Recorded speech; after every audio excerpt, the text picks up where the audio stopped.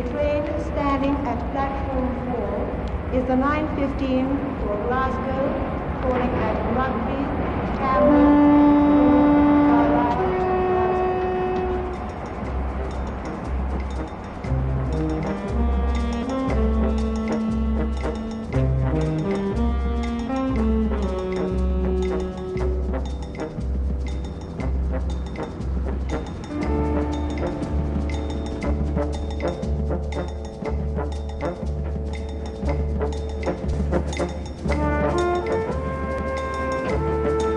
First sitting for tea.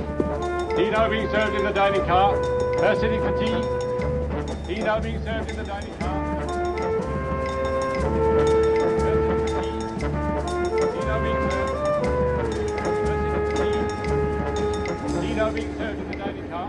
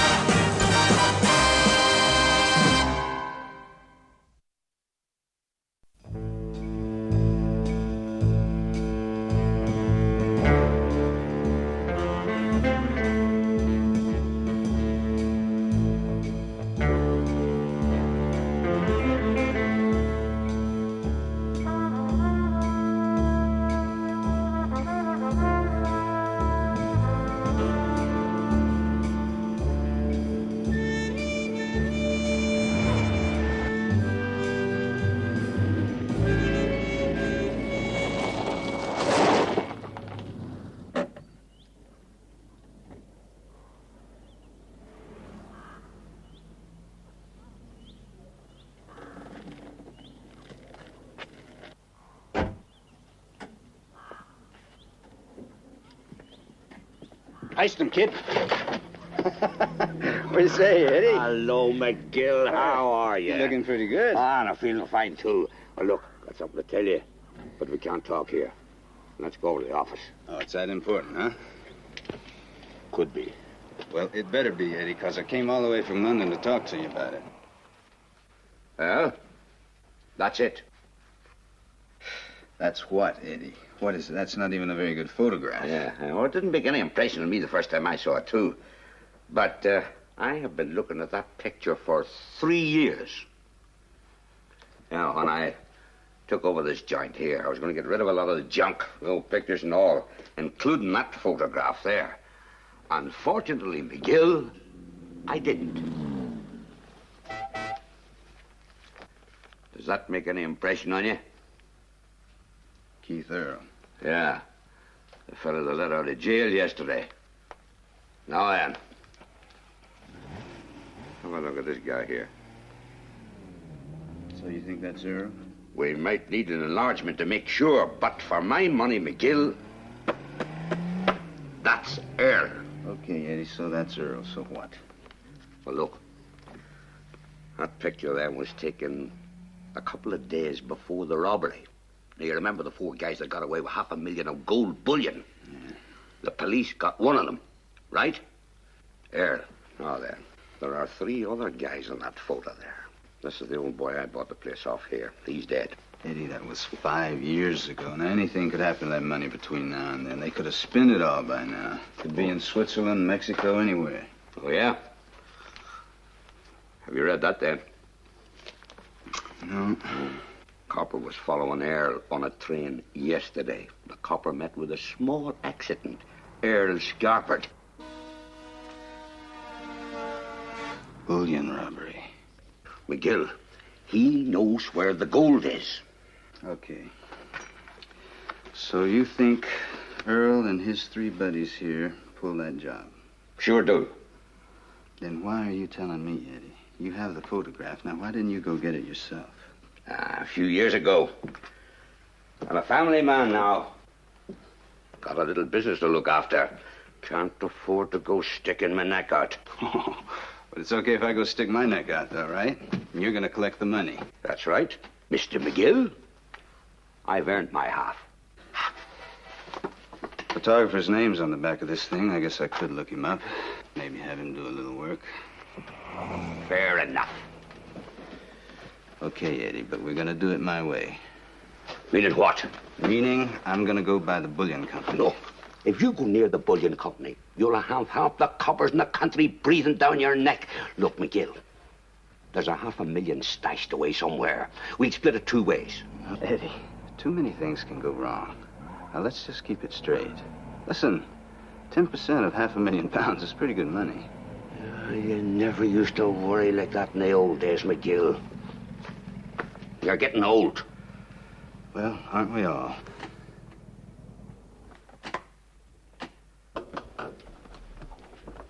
If you are in possession of any evidence as to the whereabouts of the bullion, Mr. McGill, it's your clear duty to inform the police.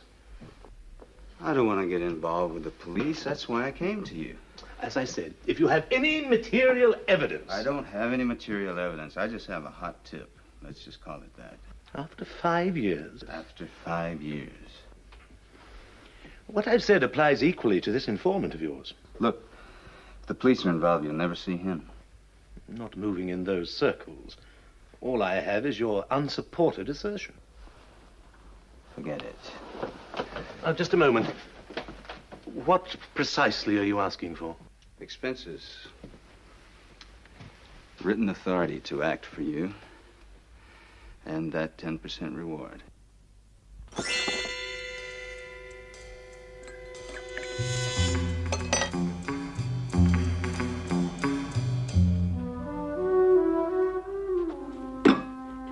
All right, Doreen. Now, come on. Remember, like we had it before. I want to get a nice little look at your left shoulder.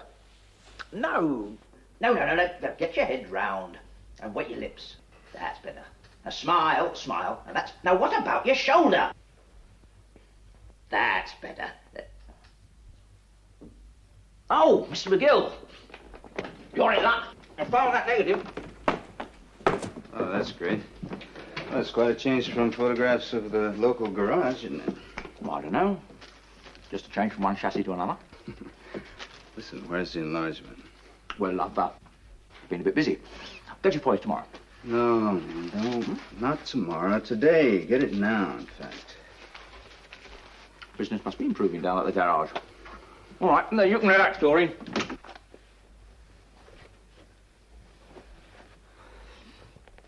Make it big while you're at it. Pay for the sitting room wall if you like. And this 30 years of service just doesn't matter. It's my friends that I'm interested in.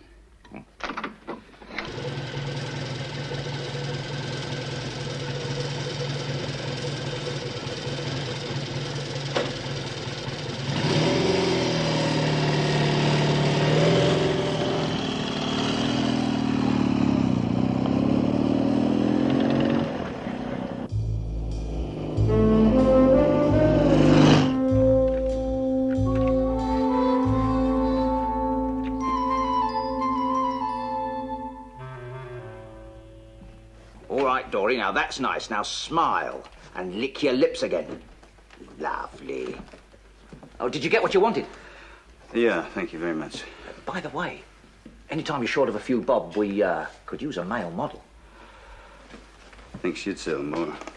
Douglas, I've got to get back to the shop in half an hour. So, You're satisfied now that that's Earl. Camera doesn't lie very often. Good boy. We're in business. Yeah. Now, this station's on the way to that racetrack, isn't it? Yeah. And these fellas with the racing car could have come by there pretty often to get some gas. Sure. Well, do you suppose that girl might recognize him? Is she still around? Little girl. She was here when I took over this joint here.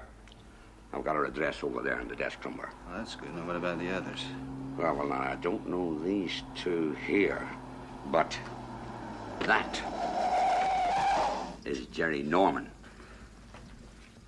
Jerry Norman? Yeah, the racing driver. Met with a bad accident last year. He'll never drive again. Yeah, I remember him. Well, he shouldn't be too hard to trace.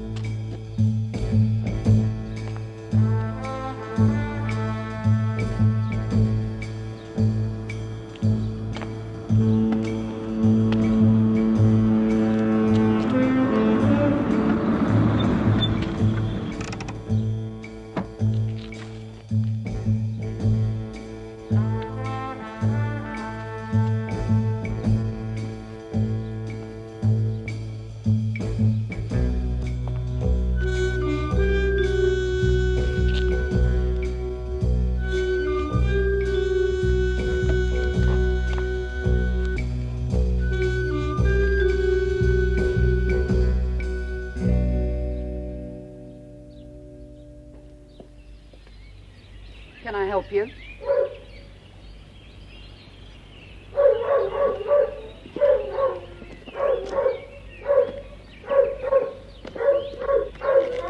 Are you Miss Howells? That's right. Well, I'd like to talk to you for a second, if it's okay. If you're trying to sell me anything, I'm not interested.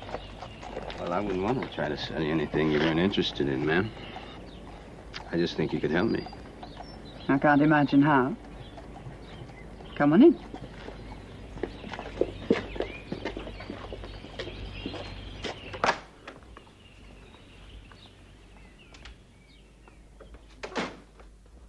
Well? Well, you used to work for that service station on the road to the racetrack, didn't you? Yes. I was wondering if you might recognize any of these people. They probably came by there pretty often. Well, that's me. It's not much of a picture, is it? What about the others? Think you remember them? I don't think they were regulars. Nope. No, I don't recognize any of them. Well, what about the car? On the main road to the track. There were dozens of them every weekend. Anyway, I left that garage years ago. Why do you want to know? Well, I'm working for an insurance company, and we think one of these guys witnessed an accident. Which one? Well, since you don't remember any of them, I don't think it makes any difference, does it? And that's all? Yeah, that's about it. But would you like a cup of coffee before you go? I was just making some. Yeah, that'd be very nice.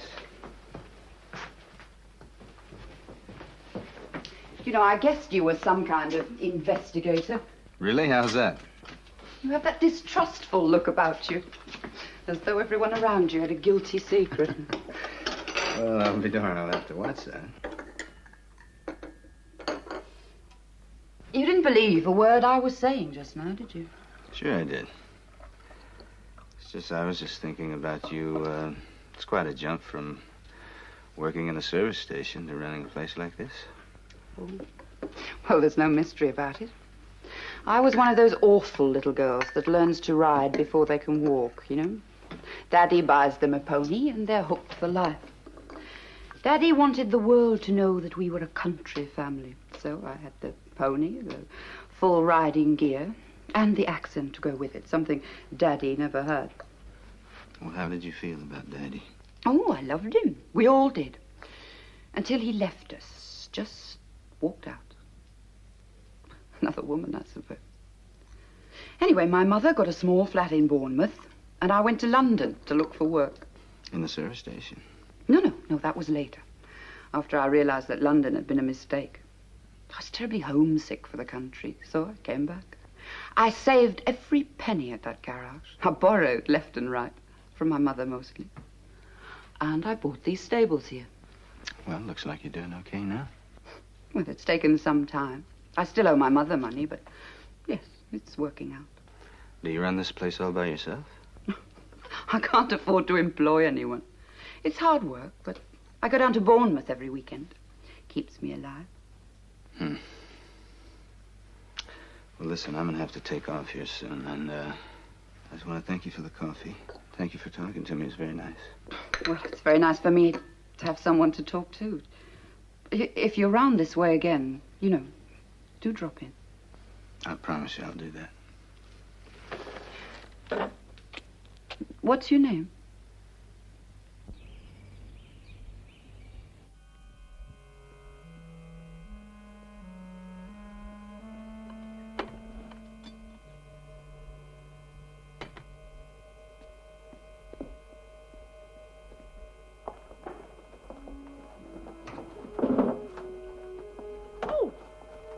Not a sound, love.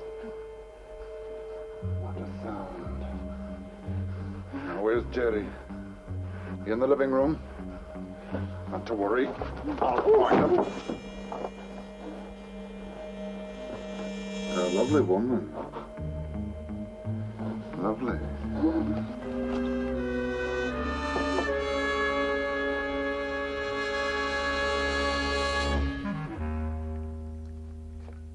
Boo. Well, I'd hoped that'd be in time for tea. I didn't hear you come in. Where's Hazel? She's in the kitchen looking for something in the cupboard. We introduced ourselves. I thought you'd be here sooner or later. Have you seen the others? Oh, you're the first. I put this aside for you. How much is it? 300. 300. Well, I'd been doing quite well until the crash. It's the least I thought I could do is seeing that you took the rap. I want my share. I don't want 300. I want my share. I did 5 years bird, and I want my share. Now, look, Shut up! 4 of us did that job. 4 of us. And I got caught. Now, I thought, my money will be waiting for me. They won't roll me out. Just so long as they keep the police from it. Well, I didn't row you out. Shut up! And then I thought, but if they do cut me out, I won't shop them. I'll take care of them myself. One by one by one. Well, I can't give you your share. I didn't get mine. It was a washout, didn't you know? Fulton and I had to write the whole thing off. You don't say. George took the money. And when we tried to get our share, he just threatened us. All right, I know I agreed to find the cars. I agreed even to drive one of them. I was even willing to risk the police, but Fulton and I aren't professionals. You don't expect me to believe that you and Fulton got rid of your share just to keep yourselves clean? You can ask Fulton. You've had 5 years to make up that story. I want my share. Now, be reasonable, El. George has got the money. If you want it, you'll have to find him. And for heaven's sake, put that gun away. I'll put it away in a minute. Hazel!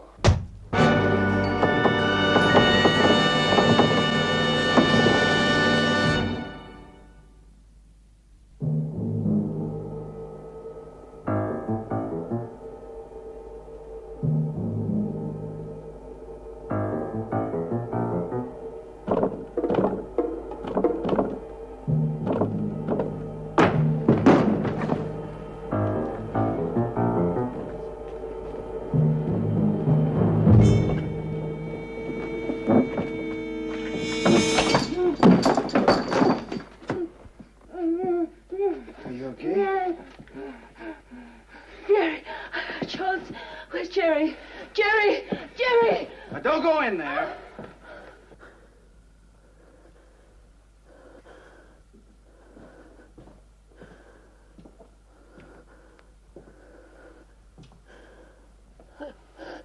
didn't think. After all this time, I didn't think.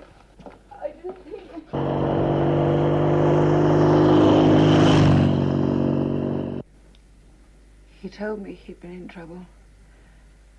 We thought it was all over. Mr. Norman, you think you'd recognize the man that tied you up?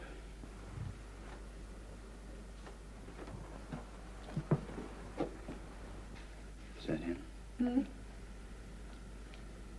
Yes. Yes, that's him. Do you recognize any of the others? That's Jerry. And the car he crashed. Where did you get this? Well, it doesn't matter, man. Do you recognize anyone else? Just one, that Roger Fulton. Who are you? Why did you come here? Are you a policeman? No, ma'am, my name's McGill. But you call the police and you tell them I was here. They know me. Are you gonna be okay? I'm fine. Why don't you stay until the police come? I can't, ma'am. If I don't get moving, they may have another couple of murders on their hands. So, Norman bought it, Woodhill. Yep. I got there a couple hours too late. What's this? Tea.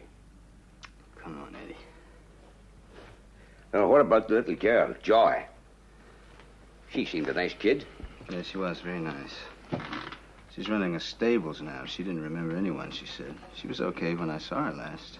This guy Earl, fast worker. Yeah, well, how fast you been working, Eddie? Have you done any homework? As a matter of fact, I have. Well... That's George Hastings. Spent more time inside than out. Is he inside now?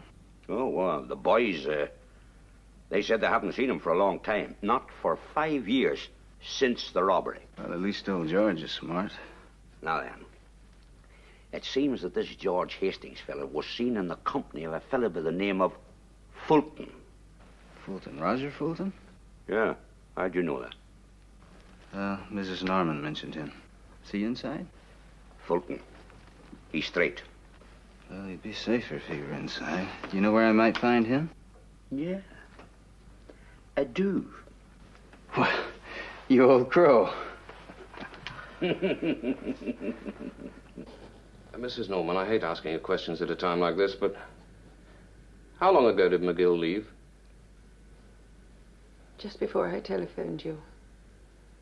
And did he say that he was going to see this, Fulton? He didn't say much at all. That was the impression I got. Do you want me to put out a call, sir? Have him pulled in? We'd be well within our rights. Withholding material information. But we've few enough leads after 5 years. No, just keep him in our sight, see which way he jumps. Meanwhile, let's try and get hold of Fulton.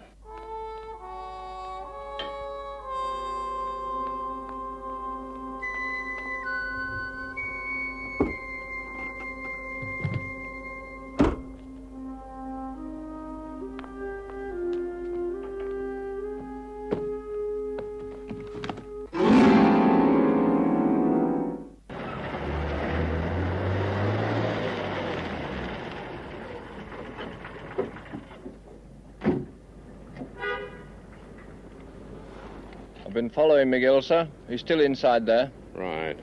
Grab another man, cover the back. I'll stay here. Well, what do you say, Fulton? It's up to you. Either you talk to me or I talk to the police. Or you're going to have to talk to Earl. Who are you, anyway? Well, let's just say I'm an interested party. Well, look, you know so much already, you may as well hear the rest.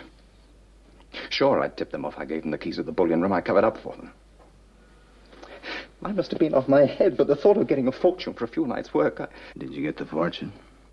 Nobody at the office suspected me. There was no reason why they should. But I had to leave. I couldn't bear it. I gave up a steady job, a pension, my self-respect for this. You don't think I've enjoyed it, do you? Where's that money? I tell you, I don't know! No. You try telling that to Earl, buddy. He's your friend. Did you listen to the radio tonight? No. Well, Norman was murdered. Wonder who did that.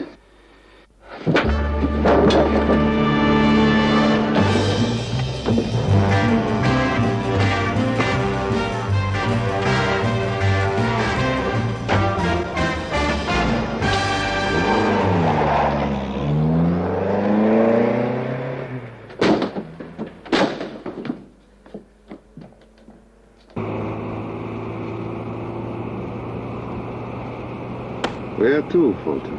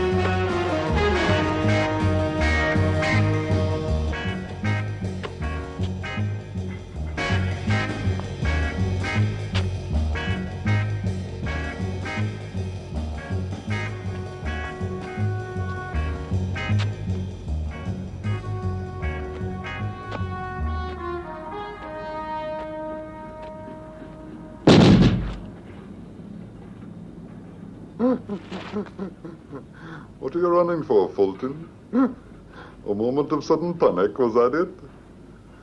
Well, I can understand that. All I want is my money. Is it there, in that bag? No. No, there's no money in here. I tell you, George took it. George took the lot! I've heard it, Fulton. I'm going to give you 5 seconds. But you're not the only one to have suffered, Earl. Before all this happened, I was in line for a good position for the rest of my life. Fulton. Your 5 seconds are up. I can hardly bear to look. But I will.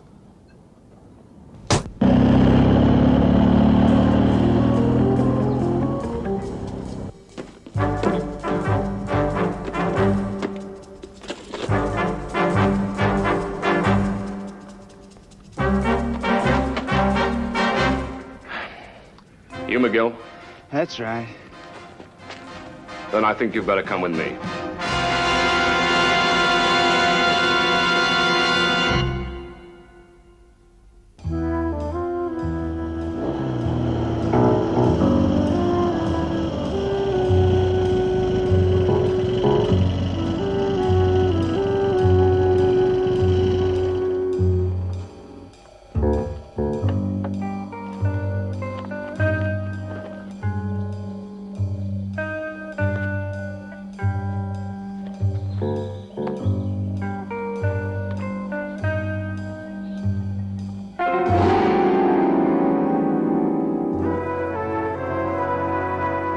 In my book, McGill, you're tied in with 2 murders.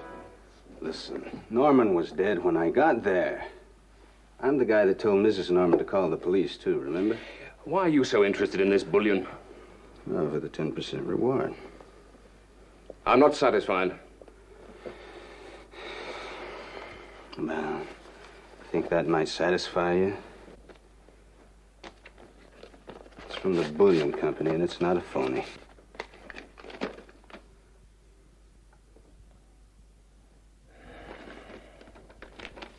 You could have shown me that half an hour ago.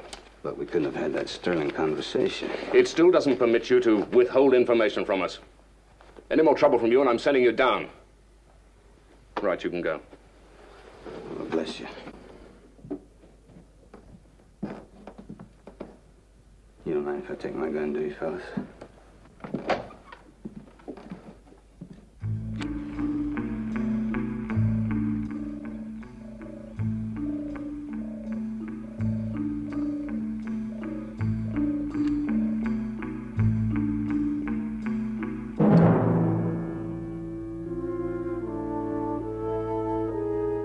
Douglas?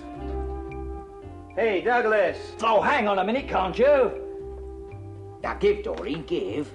Mouth open, little smile. You know how. Good.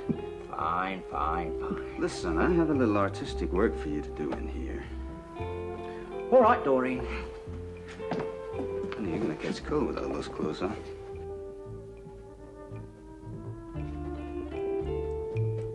What do you want now? Well, I want you to blow this emblem up on his blazer about as big as you can. If you'd warned me, I'd have raised the ceiling. Emblem? What emblem?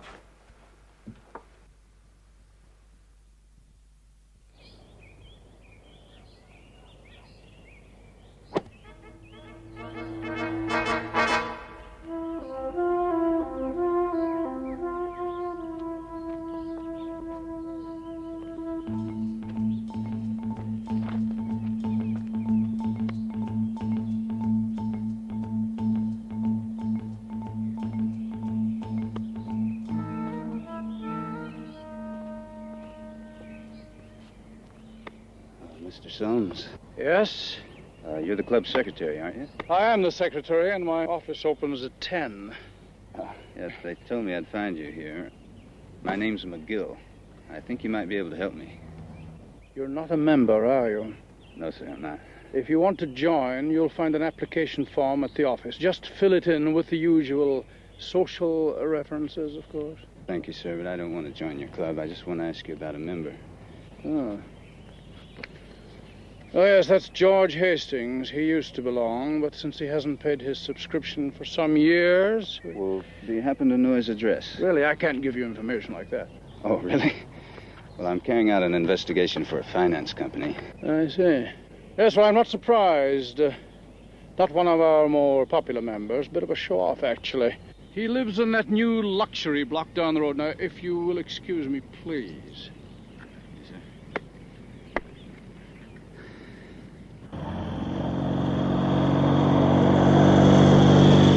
2 years ago it was. Excuse me.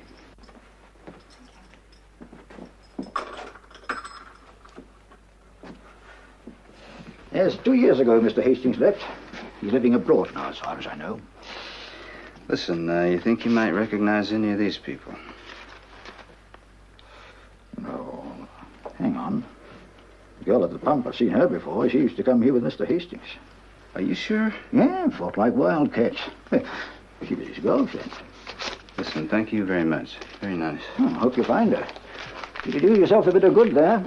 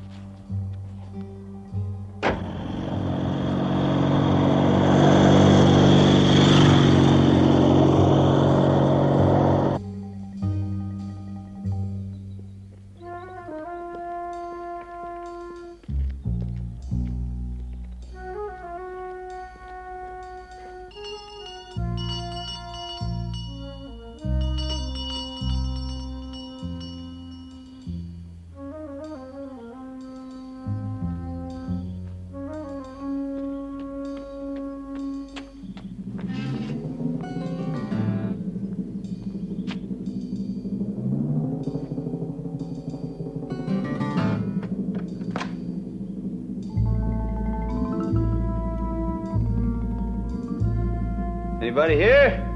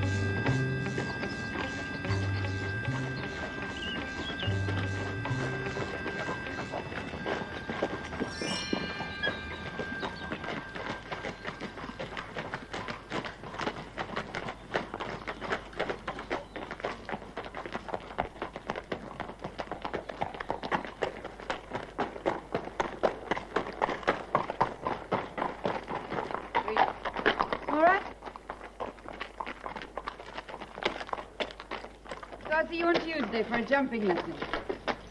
Mary, take care of the horses, will you? Turn them into the paddock.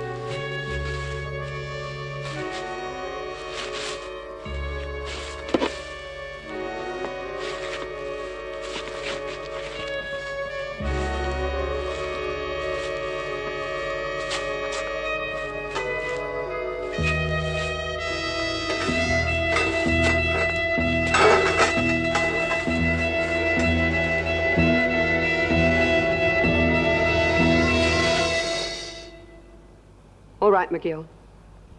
So you found George Hastings? Well, now you can cover him up again.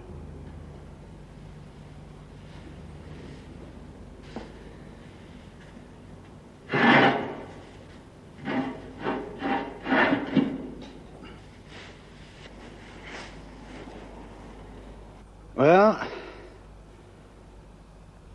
looks like George got the money, you got old George, and he just went down the drain, didn't he?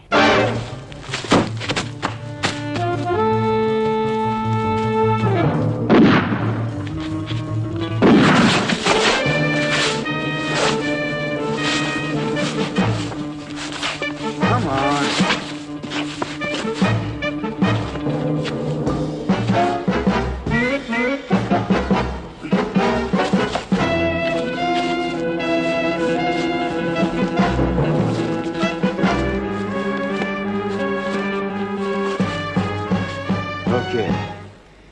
you through messing around? Lady killer? You just stay right where you are.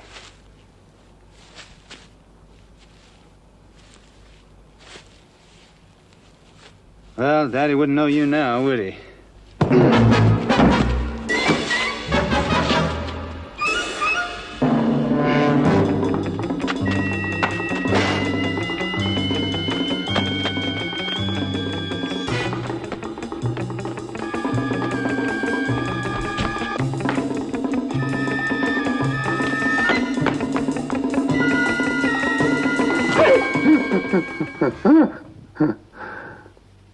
It's been a long time, Joy. I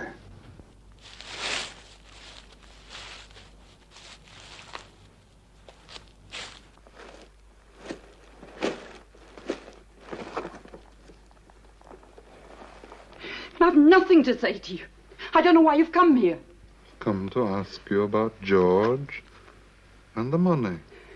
George walked out of here 2 years ago, and I haven't seen him since. And the money? I never saw the money. Yeah, you look like a girl who's hard up. Do you mind, love? What's this rubbish? That's money I have to give to my mother to pay off the mortgage on the stable. Where's your mother live? My mother lives in Bournemouth. You need a passport to get to Bournemouth? I always carry my passport. In case you might have to leave the country, in case you might have to go to Switzerland to meet George. Is that where he's got the money? In a bank there? If you believe that, why didn't I meet him there years ago? I'll ask the questions. Love. I've had to kill Norman. And I've had to kill Fulton. But there are other ways of making a young lady talk.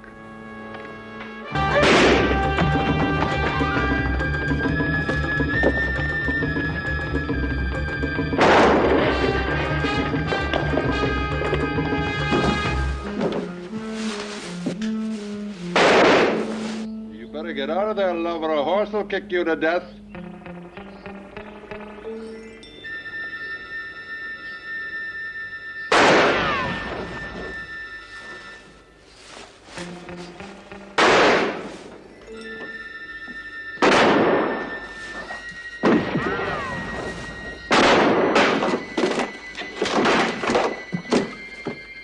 Come on. Come out nice and slow. Put your hands up. And don't stop shooting.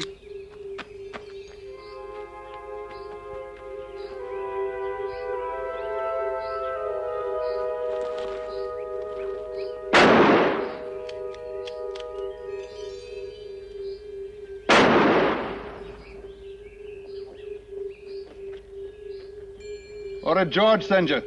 Is that it? Come out here, love.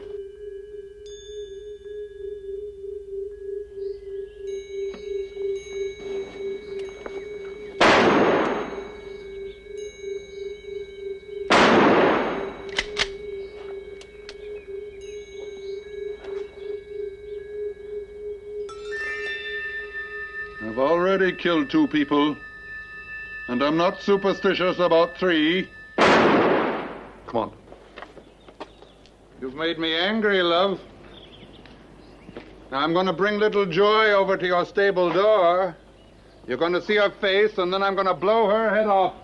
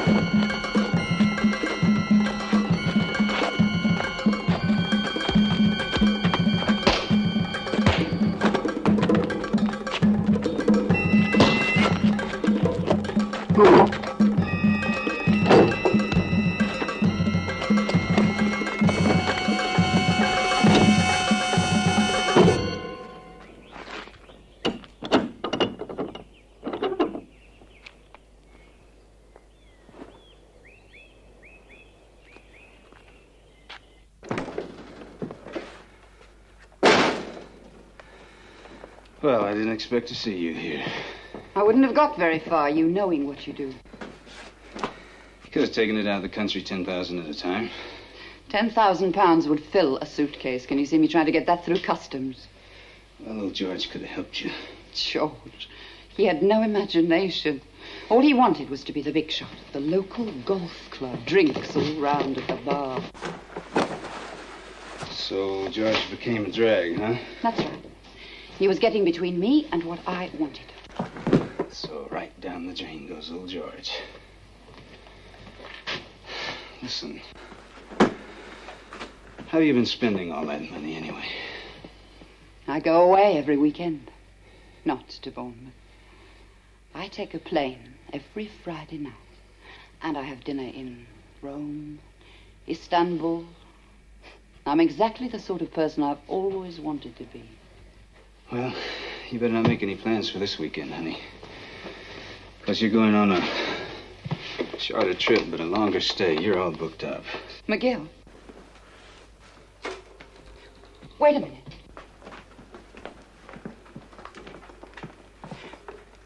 I like you. Really. You're different. Yeah, I'm not down the drain yet. What are you going to get out of this? The reward's only 10%. Now, if you're the sort of man I think you are, I'll make a deal with you. All you have to do is get us out of the country. And you have all the money and me. You'd be too many headaches for me. Besides, I wouldn't want to wake up one morning dead down the drain. So I'm just going to call the police now and keep it legal. Now, why don't you tell me where the money is? All right. It's, out there. Somewhere.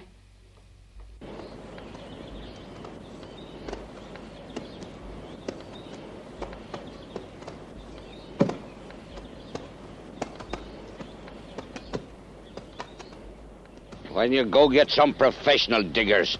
That lot couldn't find the Tower of London. If we do find the bullion, McGill, you realize you'll only get 10% of what's recovered. We don't know how much George got rid of before she got rid of him. Well, that could still run up to a few thousand, couldn't it? Yes. Well, where's your shovel, son? We'll wait.